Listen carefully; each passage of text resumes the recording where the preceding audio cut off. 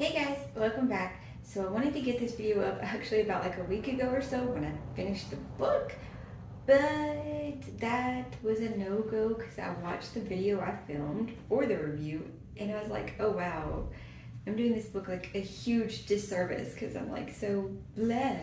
So we're gonna try better with round two, and I have my notes here of where I typed it all up, so hopefully I can actually articulate about this book without giving it away. Here's hope.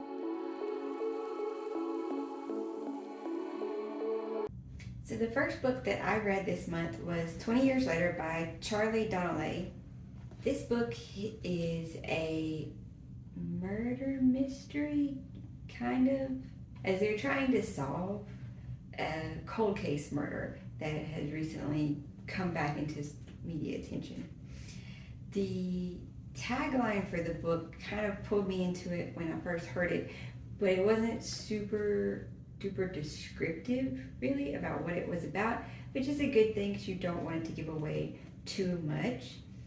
But I think they could have maybe done this a little bit better, because it's just 20 years later. To understand the present, you need to listen to the past. Accused of a brutal murder, Victoria Ford made a final chilling call from the North Tower on the morning of 9/11. 20 years ago, no one listened. Today, you will. See, it doesn't say too much just from that part, but it was still enough to at least get me to enter the giveaway. This book centers around our two main characters who are involved in an unsolved murder from the summer of 2001. One is rising news anchor Avery Mason, who is trying to hide from her own troubled past under her new name.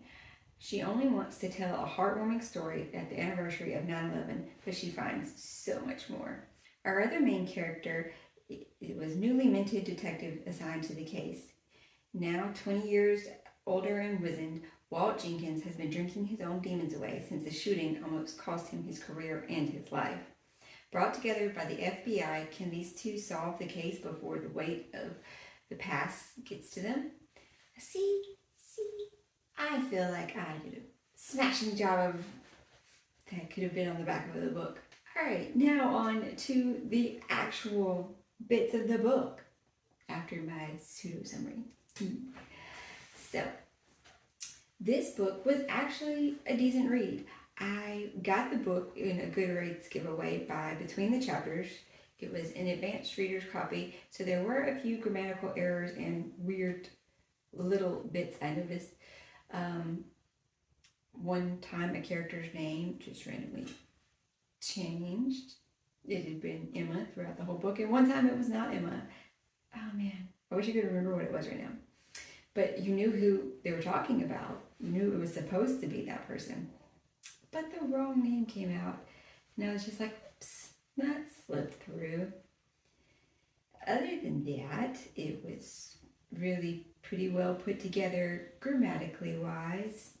I don't know if that's important to a lot of people, but I found it odd when some weird things slipped through editing, even, especially in like big books and stuff. Each of the chapters had dates on them and locations, which is really cool. It really helps keep you in the know of what's going where, especially with multiple points of view, people in different locations. So that was really nice. The opening of the book starts out at our murder scene, where young Walt Jenkins comes in, and the brand new detective, even when he says he was handpicked for this job, which isn't unusual, brand new detective, and that will come later in the book. So it's not just you're going to be thinking, why would they stick this young detective on a huge murder investigation of this very popular author? But he handles it very by the book, goes around, puts his little evidence flags everywhere, notices things, makes sure pictures are taken of things, and then at the end of that section where he is looking into the murder scene in the summer of 2001, we fast forward about 2 months, and we are now with the accused going to see her lawyer and talking about the evidence that was found at the scene and how strong the case is, and this is when the attack happened. Now we will jump forward 20 years later. like the title of our book. Jumping forward though, this case has been closed for 20 years because it is assumed that the accused is deceased because she was in the North Tower. So our first character we are introduced with actually in chapter 1 is Avery Mason, as she is filming the last episode of News Magazine show is what they title it as. Thinking about it, I kind of maybe consider it similar to a Dateline style show since they have seasons and hard-hitting journalism. I'd probably have to watch Dateline to make a more accurate comparison, but we're gonna go with that. As Avery is getting ready to film this last episode and thinking back of her past and all the secrets she's hiding from her new life, because she's seeing kind of her current life flash before her eyes as she's getting ready to be doing this big stunt to do the last episode, because it's kind of like a safety type educational stunt. So there are, though, a lot of professionals around her who would make sure she didn't actually get hurt, probably. It's still something, you probably think about, being nervous and scared for herself. And so you kind of get brief glimpses about, that something is off about her past. But in New York, around about the same time of May 2021, the OCME was able to identify the remains using new DNA tracing technology from even smaller bits of remains found from the towers. And this is actually something that is still going on to this day. They're still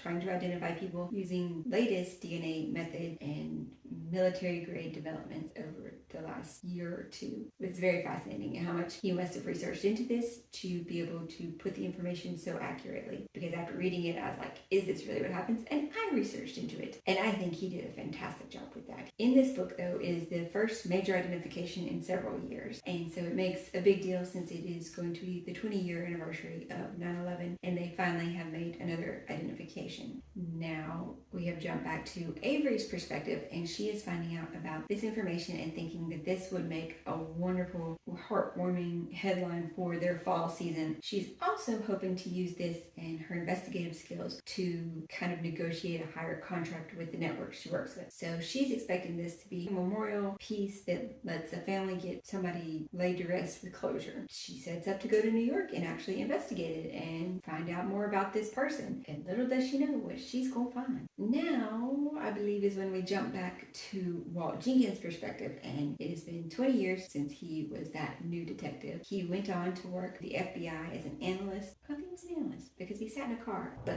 he had a workplace incident where he was shot and almost died, and his partner actually that was in the van with him did die. And after that, he was kind of pushed into retirement, which he is very upset about, and so he has spent the last 3 years just drinking in Jamaica. Now Walt's old boss at the FBI has come to recruit him for a special operation that only he can do, and now Walt is going to be in New York to help Avery reopen the case surrounding Victoria Ford, whose remains were the ones just identified. Miss Ford's next of kin has been notified, and she has a startling revelation for Avery, who has no clue about this person, did kind of no digging into this person at all. She's weird for an investigative journal. But Avery goes to meet with Emma Kind, Victoria Ford's sister. Miss Kind shares that Victoria was innocent of a murder charge that Avery didn't even know she was facing, and she has more proof that she believes her sister is undeniably innocent. She brings out a very old answering machine that they had to clean off, find a plug in the wall to put it into to even make it work, plus batteries. It took a plug plus batteries to reveal 2 messages her sister had left her while she was in the North Tower, begging her to prove her innocence.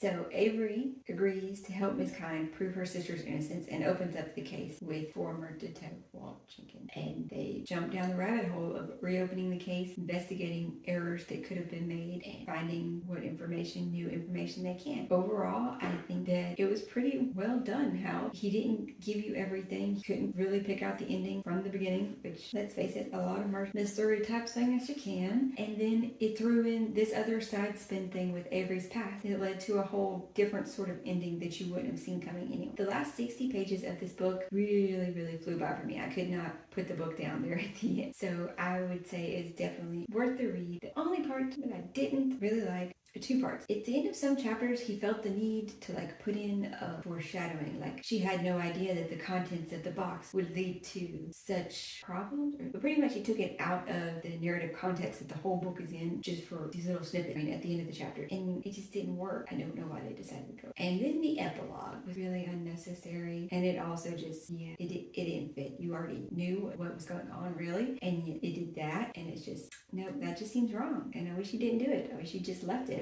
overall, I would recommend this. I was really glad that I was able to get this book and review it for you guys, and it is available for everyone to pick up now if you feel like a good twisty mystery. I hope you are all having a lovely day, and I will talk to you next time. Bye guys!